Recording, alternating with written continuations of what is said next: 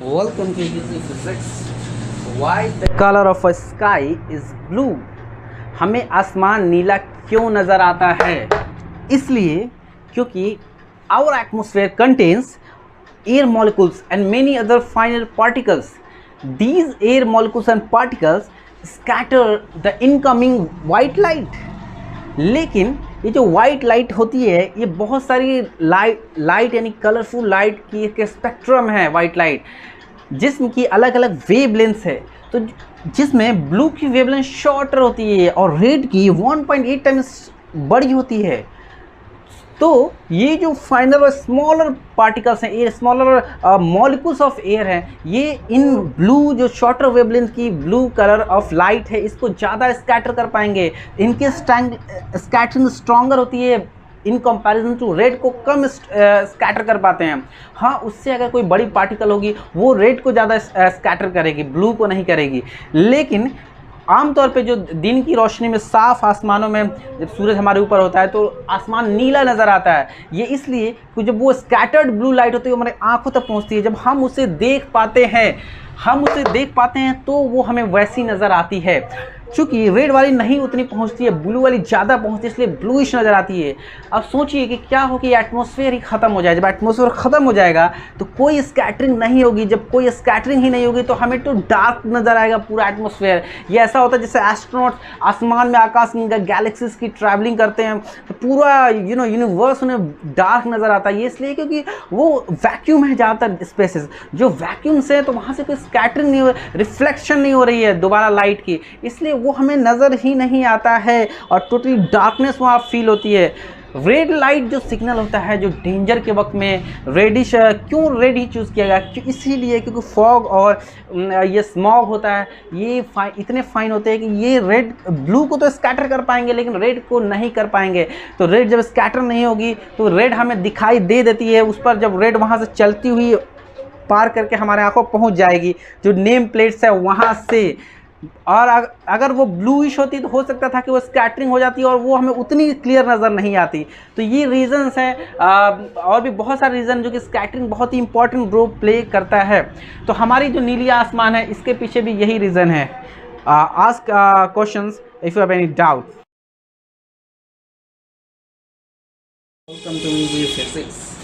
Advance sunrise and delayed sunset. जल्दी सूरज उग जाता है, हालांकि उगा हुआ नहीं होता है लेकिन लगता है कि सूरज उग चुका है। और जब सूरज डूब रहा होता है जो डूब चुका होता है, लेकिन हमें जो दिखाई दे रहा है वो लगता है कि नहीं अभी सूरज तो है यहाँ पर। ये एक्चुअली बहुत ही सिंपल फिनोमेना है, रिफ्रैक्शन ऑफ लाइट, इसी की वजह से होती है।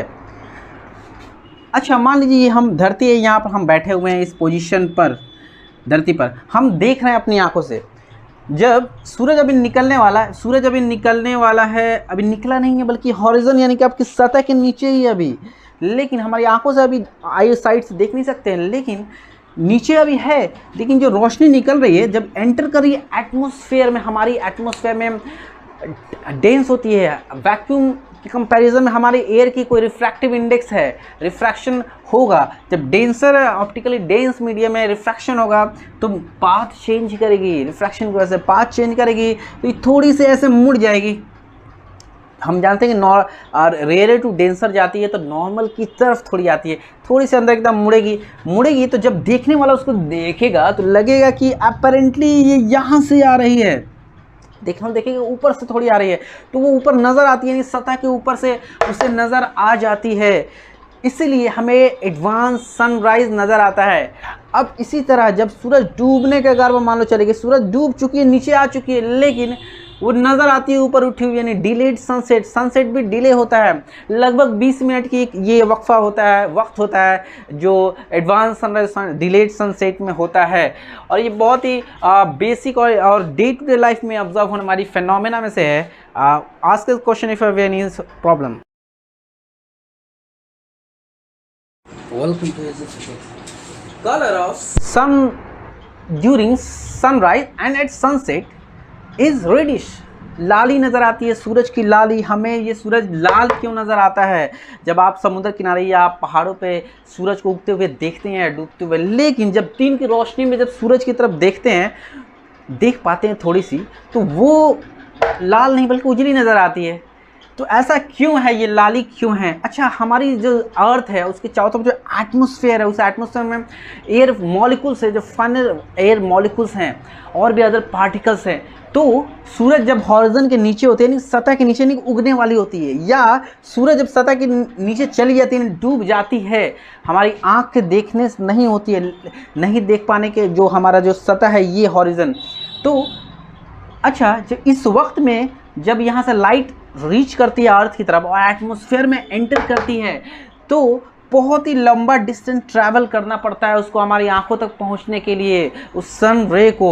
जबकि वो हॉरिजन सनराइज के समय या सनसेट के समय भी जब लाइट रे एंटर करती है एटमॉस्फेयर में, बहुत लंबा डिस्टेंस ट्रैवल करना पड़ता है। इसलिए इस बीच में जो एटमॉस्फेयर में जो मॉलिक्यूल्स है वो स्कैटर करते हैं बहुत ज़्यादा, क्योंकि ज़्यादातर वो मॉलिक्यूल्स होते हैं शॉर्टर वेवलेंथ को स्कैटर करते हैं, क्योंकि छोटे छोटे पार्टिकल्स होते हैं, तो इफेक्टिवली वायलेट वाली शॉर्टर वेवलेंथ वाले को ज़्यादा स्कैटर कर देते हैं। तो वायलेट वाली बहुत ज़्यादा स्कैटर रास्ते ही में हो जाती है, तो हमारी आँख तक नहीं पहुँच पाती।